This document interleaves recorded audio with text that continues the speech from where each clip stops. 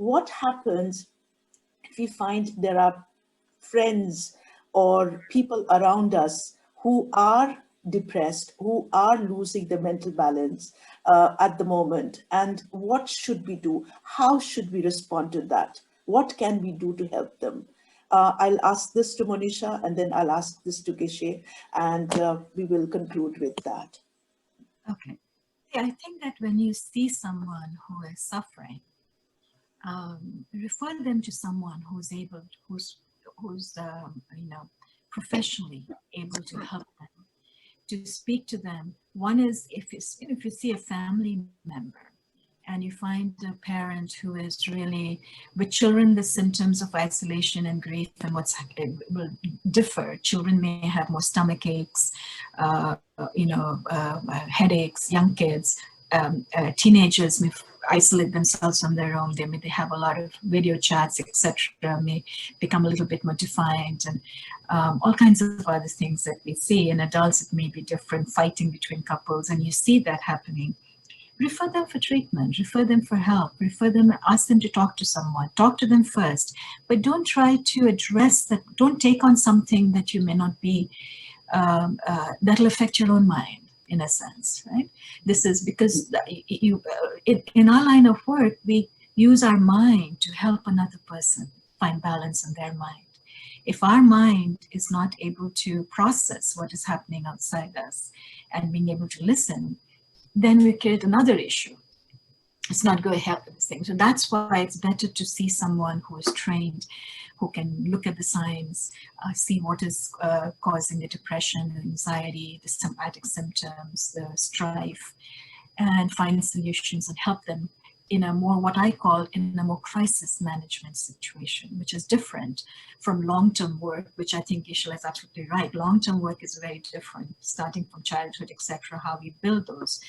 But immediately, you can look at more crisis management, so at least you can stabilize and then find what is triggering and advise them, and the therapist or someone can really either work with them or help them move on. I see that happening a lot here. There's a lot of people who need immediate management, something that they have not addressed, anxiety symptoms, panic attacks that suddenly come back, depression symptoms resurface.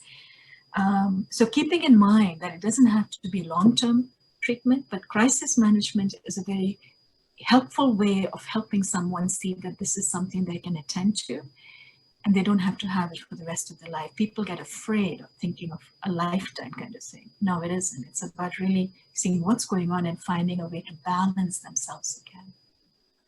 Right. I like that. Yeah, thank you. Geshila, could you also? Yeah, one thing that I want to tell here is that as ordinary individuals, we have this interesting habit of always focusing and highlighting more on the problems and making more complaints than highlighting the good qualities that you have and other people have. I think we need to change that attitude. Let us talk not about all the bad things. That's why you are right. Dr. Monisha was right not to watch this news repeatedly. She's absolutely right.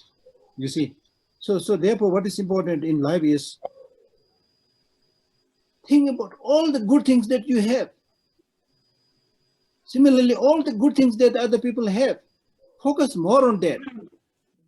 Cheer up each other, encourage each other. So that way you will be able to create a much, much, much happier society. Now we have a few minutes, so I wanted to tell you this very short story. Once I was giving a public teaching in Moscow in Russia. So I was talking about this importance of appreciating the good things and not talking about the bad things and not keep on complaining. So there was an elderly Russian lady sitting in the front row. She said, Gaishila, I am an elderly Russian lady, living alone, staying alone, nobody helping me. So what is there with me to appreciate? So then I said, I'm sorry to know about that, but I can see that both of your eyes are intact. She said, yes. And your hands are also intact. And you are a human being, not a dog, not a cow. She said, yes, that is true. So we have so many good things that we have, especially this wonderful human intelligence. Think about these good things. The other day I was reading a book which says the way to, highlight yourself and see your importance is from the fact that whether it is the nature or the God who produced you, you are the only original copy in the world. There is no second of you in the world. So that means you have that very unique talent, very unique capacity. So think about that. Use that. So that I think is another very, very important thing. Then the second thing is, as I said earlier, we need to be, when we confront these difficult situations, we need to be realistic.